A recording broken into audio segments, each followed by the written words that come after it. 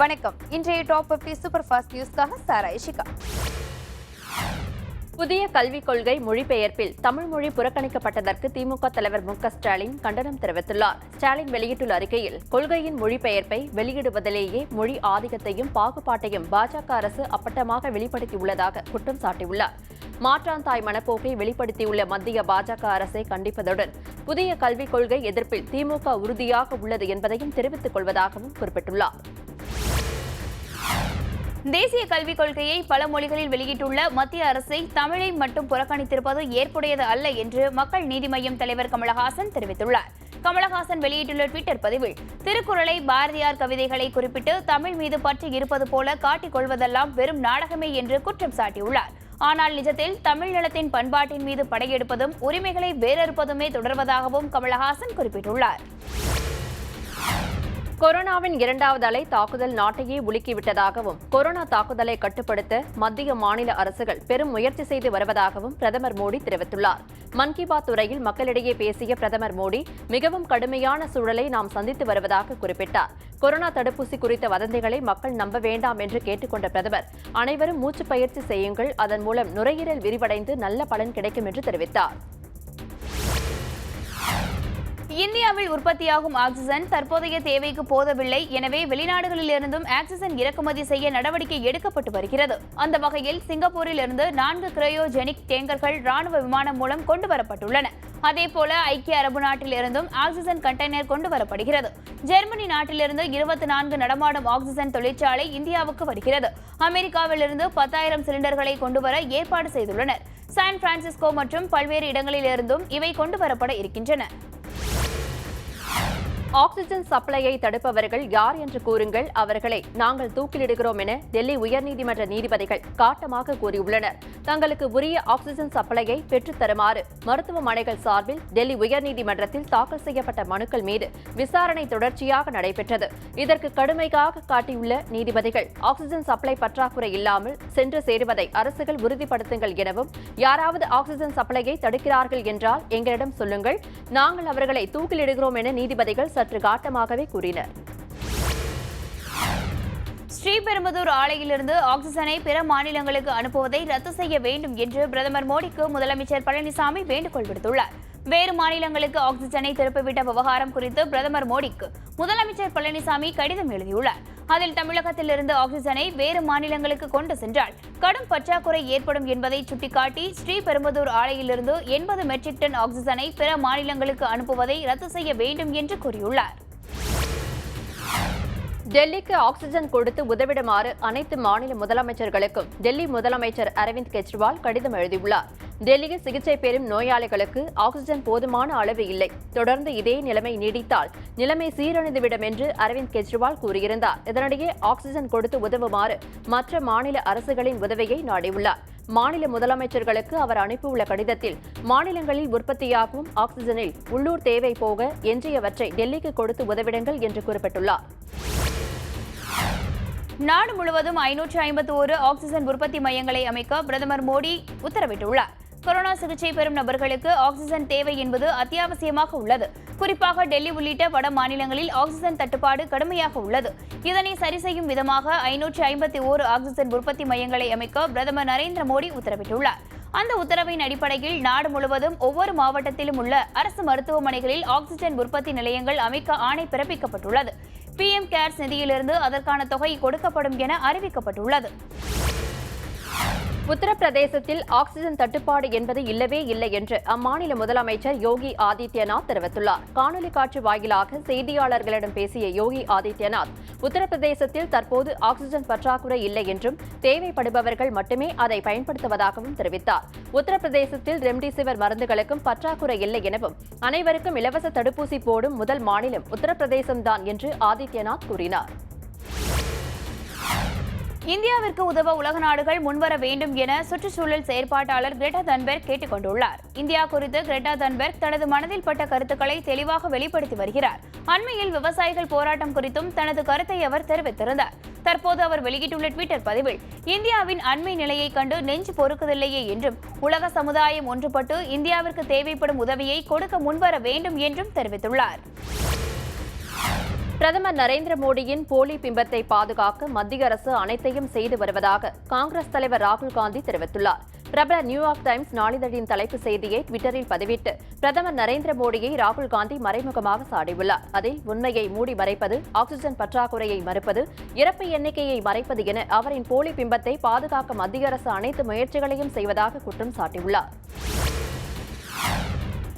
Corona இரண்டாவது அலை குறித்து அரசை விமர்சனம் செய்யும் வகையிலான கருத்துக்களை சமூக வலைதளங்களில் இருந்து நீக்க வேண்டும் என மத்திய அரசு கேட்டுக் கொண்டுள்ளது.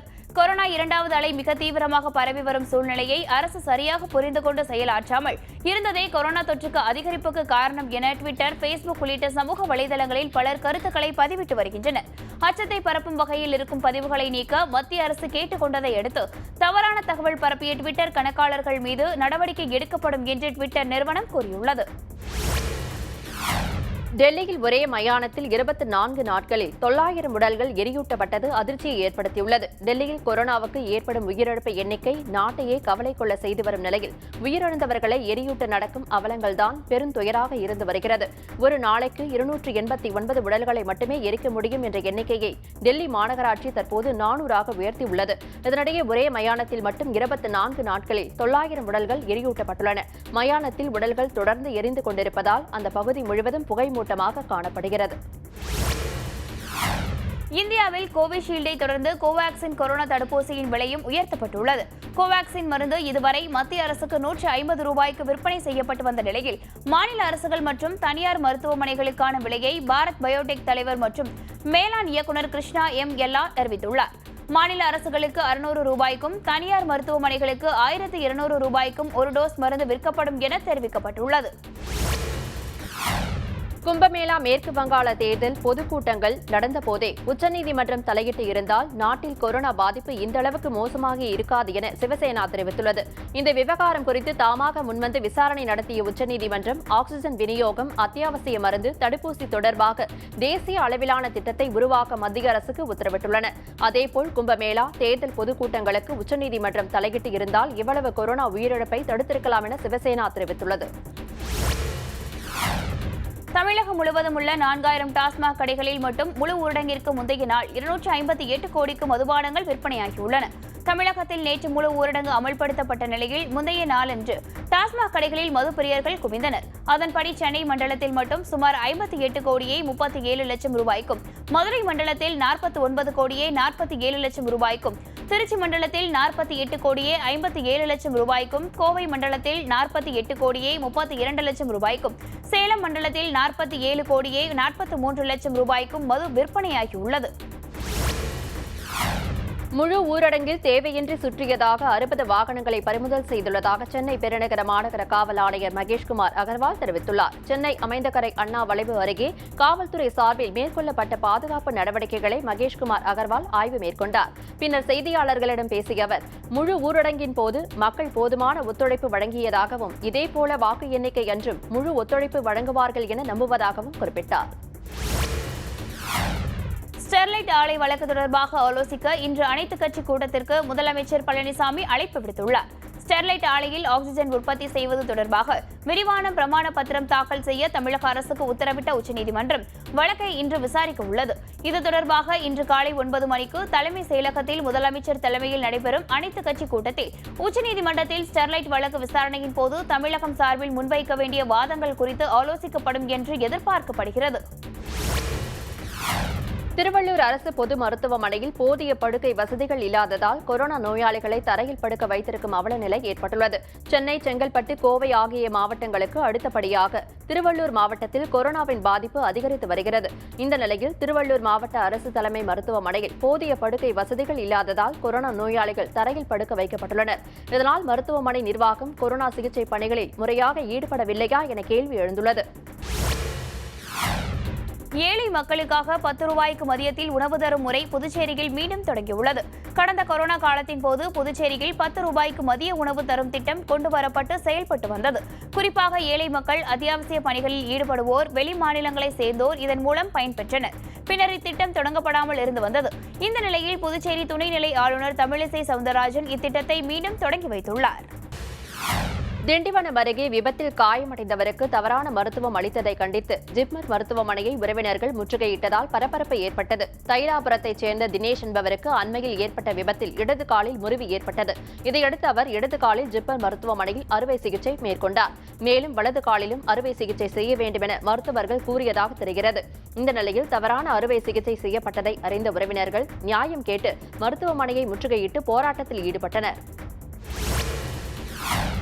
தமிழகத்தில் தேசியமயமாக்கப்பட்ட வங்கிகள் இன்று முதல் ஏப்ரல் 30 வரை பிற்பகல் 2 மணி வரை மட்டுமே செயல்படும் என மாநில வங்கியாளர்கள் குழுமம் அறிவித்துள்ளது. கொரோனா 2வது அலை பரவலை தடுக்கும் வகையில் தமிழகத்தில் உள்ள வங்கிகளுக்கான வழிகாட்டுதல்களை குழுமம் வெளியிட்டுள்ளது. அதில் தமிழகத்தில் வங்கி கிளைகளின் சேவை நேரம் முற்பகல் 10 மணி முதல் பிற்பகல் 2 மணி வரை இருக்கும் என குறிப்பிடப்பட்டுள்ளது. ஏடிஎம்கள், பணம் செலுத்தும் இயந்திரம் ஆகியவை செயல்படுவதை வங்கிகள் உறுதி செய்ய வேண்டும் என கேட்டுக் கொள்ளப்பட்டுள்ளது.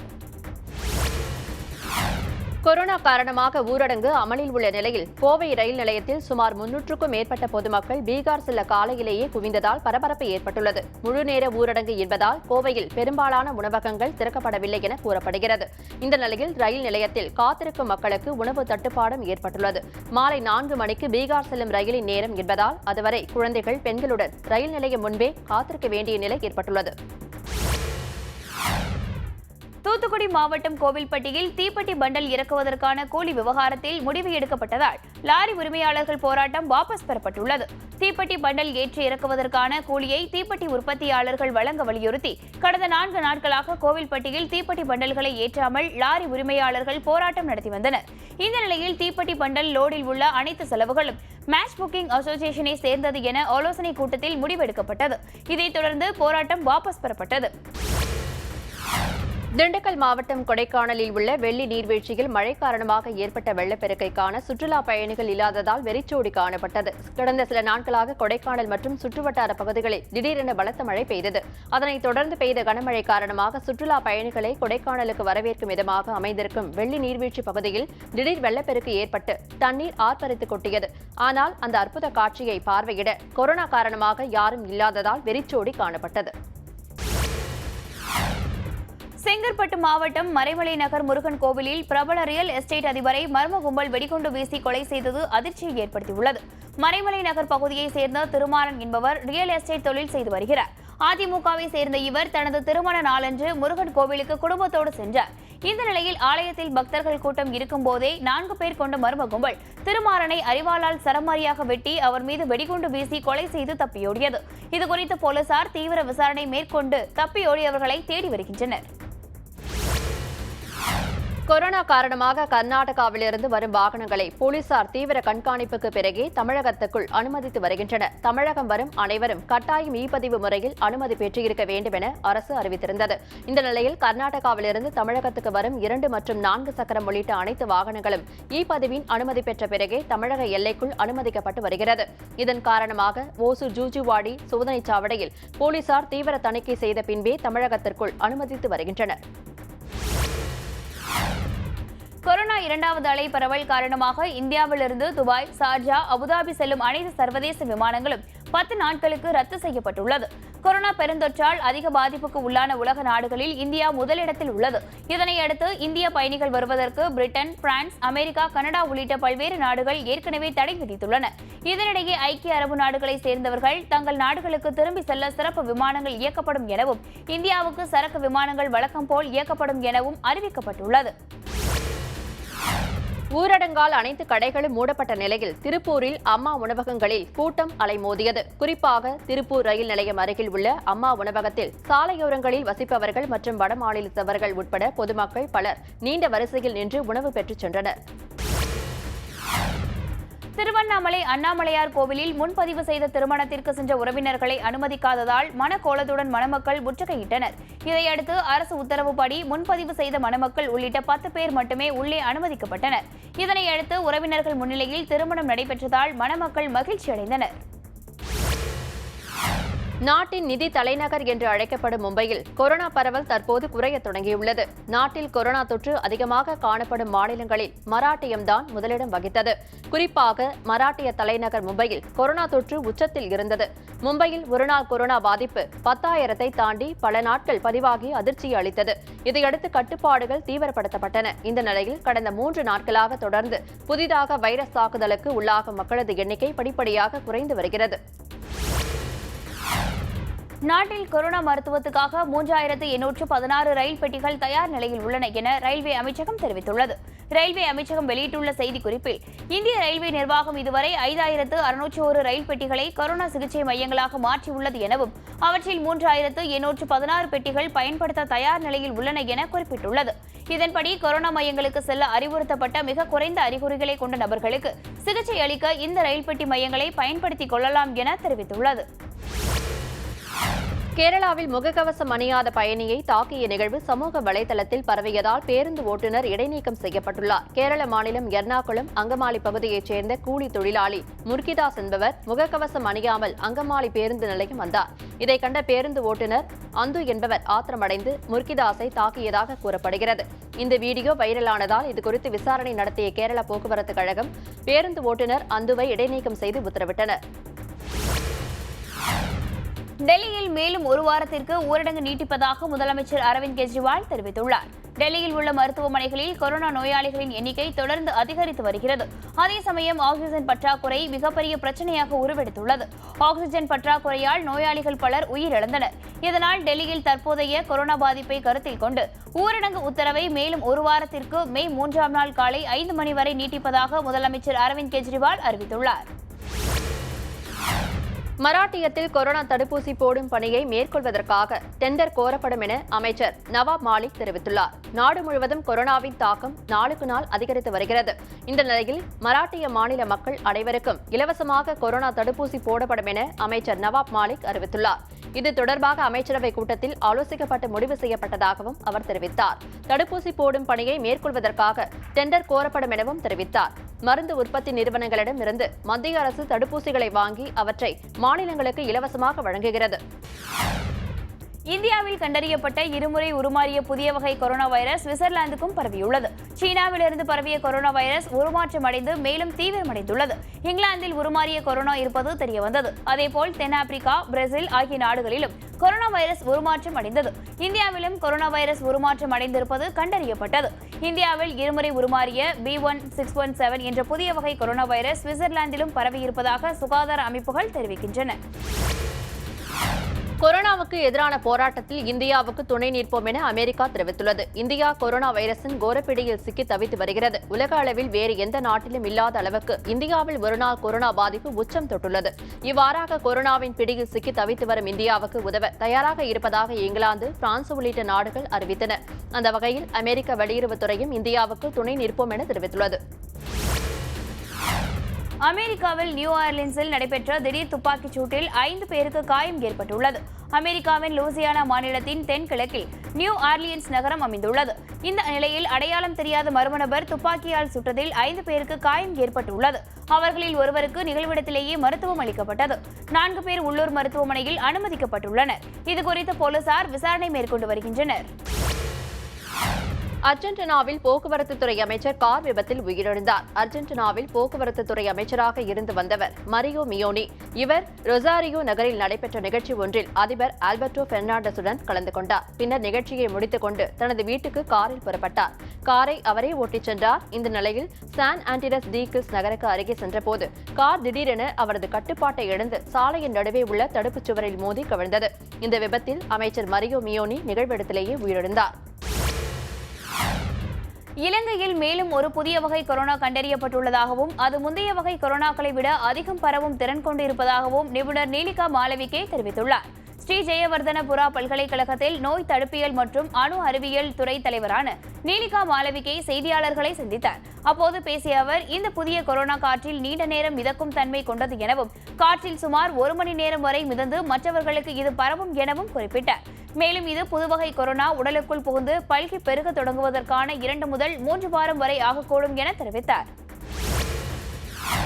இந்தியாவில் இருந்து ஜெர்மனி செல்லும் பயணிகளுக்கான கட்டுப்பாடுகளை அந்நாட்டு அரசு அறிவித்துள்ளது. இந்தியாவில் இருந்து ஜெர்மனி வாசிகள் மற்றும் நாட்டுக்குள் வர அனுமதிக்கப்படுவார்கள் எனவும் இந்த நடைமுறை உடனடியாக நடைமுறைக்கு வரும் என அந்த நாட்டு சுகாதாரத்துறை அமைச்சர் ஜென்ஸ் ஸ்பான் தெரிவித்துள்ளார். இந்தியாவை அதிக ஆபத்துள்ள நாடுகளின் பட்டியலில் ஜெர்மனி விரைவில் வைத்துவிடும் என்று ரஷ்யாவில் இருந்து வெளிவரும் ஸ்புட்னிக் செய்தி நிறுவனம் தெரிவித்துள்ளது. இந்தியாவில் கொரோனா சீற்றம் அதிகரித்து வரும் நிலையில் ஐபிஎல் தொடர் பொருத்தமற்றது என ஆஸ்திரேலிய முன்னாள் விக்கெட் கீப்பர் ஆடம் கில்க்ரிஸ்ட் தெரிவித்துள்ளார். இதுகுறித்து அவர் வெளியிட்டுள்ள ட்விட்டரில் இந்தியாவில் கொரோனாவால் பாதிக்கப்பட்டவர்களின் எண்ணிக்கை மிகுந்த பயத்தை ஏற்படுத்துவதாக கூறியுள்ளார். அங்கு நடைபெறும் ஐபிஎல் தொடர் பொருத்தமற்றது இல்லையா அல்லது மக்களை திசை திருப்பவே போட்டிகள் நடத்தப்படுகிறதா என்றும் ஆடம் கில்க்ரிஸ்ட் கேள்வி எழுப்பியுள்ளார். இந்திய கிரிக்கெட் அணியின் முன்னாள் கேப்டன் சச்சின் தெண்டுல்கர் பிளாஸ்மா தானம் செய்ய தயாராக இருப்பதாக தெரிவித்துள்ளார். இந்திய கிரிக்கெட் அணியின் முன்னாள் கேப்டன் சச்சின் தெண்டுல்கர் ட்விட்டரில் கடந்த ஆண்டுதான் பிளாஸ்மா தானம் செய்யும் மையத்தை தொடங்கி வைத்ததாகவும், கொரோனாவில் இருந்து மீண்டவர்கள் தயவு செய்து ரத்த பிளாஸ்மாவை தானம் செய்யுங்கள், அது தேவைப்படும் நோயாளிகளுக்கு பேருதவியாக இருக்கும் எனவும் குறிப்பிட்டுள்ளார். மருத்துவர்கள் எப்போது சொல்கிறார்களோ அப்போது பிளாஸ்மா தானம் செய்வேன் எனவும் அதில் பதிவிட்டுள்ளார். 1999 சர்வதேச கிரிக்கெட்டில் அறிமுகமான மித்தாலி ராஜ் அடுத்த ஆண்டுடன் ஓய்வு பெறுவதாக அறிவித்துள்ளார். இந்திய பெண்கள் ஒருநாள் கிரிக்கெட் அணியின் கேப்டன் மித்தாலி ராஜ் இன்னும் ஆர்வம் குறையாமல் அதே உத்வேகத்துடன் விளையாடி வருகிறார். இந்த நிலையில் அவர் அடுத்த ஆண்டுடன் ஓய்வு பெறுவதாக அறிவித்துள்ளார். நிகழ்ச்சி ஒன்றில் மித்தாலி பேசுகையில் 21 ஆண்டுகளாக சர்வதேச கிரிக்கெட்டில் இருக்கிறேன். 2022ஆம் ஆண்டில் நியூசிலாந்தில் உலகக்கோப்பை போட்டி நடக்கிறது. இதுவே தனது கடைசி போட்டியாக இருக்கும் என தெரிவித்தார். ஐபிஎல் தொடரில் பெங்களூரு அணிக்கு எதிரான போட்டியில் சென்னை அணி அபார வெற்றி பெற்று புள்ளி பட்டியலில் முதலிடத்துக்கு முன்னேறியுள்ளது. 19வது லீக் ஆட்டத்தில் டாஸ் வென்ற சென்னை அணியின் கேப்டன் தோனி முதலில் பேட்டிங்கை தேர்வு செய்தார். அதன்படி 20 ஓவர்கள் முடிவில் 4 விக்கெட் இழப்பிற்கு 191 ரன்களை சென்னை அணி குவித்தது. இதையடுத்து 192 ரன்கள் இலக்கை நோக்கி களமிறங்கிய பெங்களூரு அணி ஆரம்பத்திலேயே தடுமாற்றத்துடன் ஆடியது. கடைசியில் 20 ஓவரில் 9 விக்கெட் இழப்புக்கு 122 ரன்கள் மட்டுமே எடுத்து அந்த அணி தோல்வியை சந்தித்தது.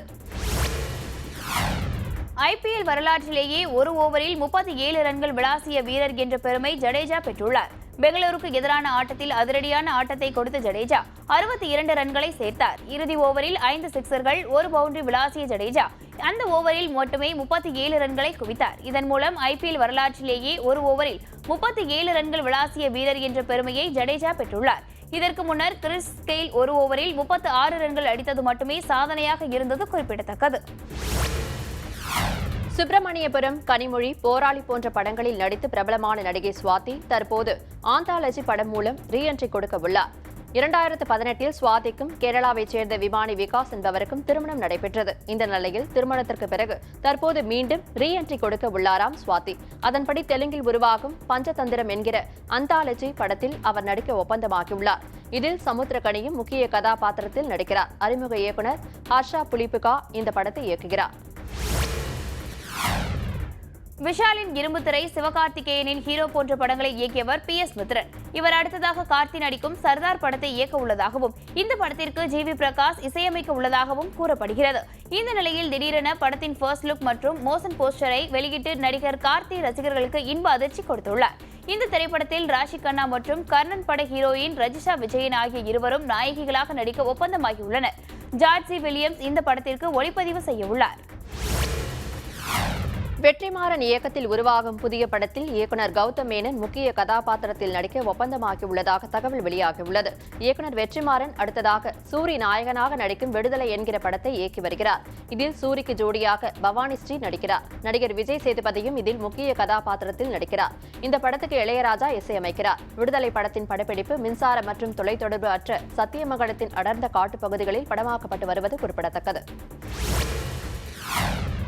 தளபதி 65 படக்குழு திட்டமிட்டபடி 2 வாரத்தில் ஜார்ஜியா சம்பந்தப்பட்ட காட்சிகள் அனைத்தையும் படமாக்கி முடித்துள்ளனர். நடிகர் விஜய் தற்போது தளபதி 65 படத்தில் நடித்து வருகிறார்.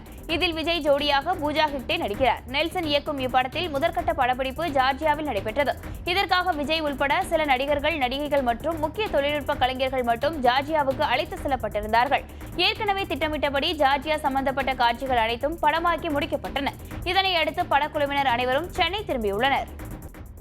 இத்துடன் வேந்தரின் டாப் 50 சூப்பர் ஃபாஸ்ட் நியூஸ் நிறைவடைந்தது. மீண்டும் 1 மணிக்கு வேந்தரின் உச்சிவேளை பகல் செய்திகளில் சந்திப்போம். வணக்கம்.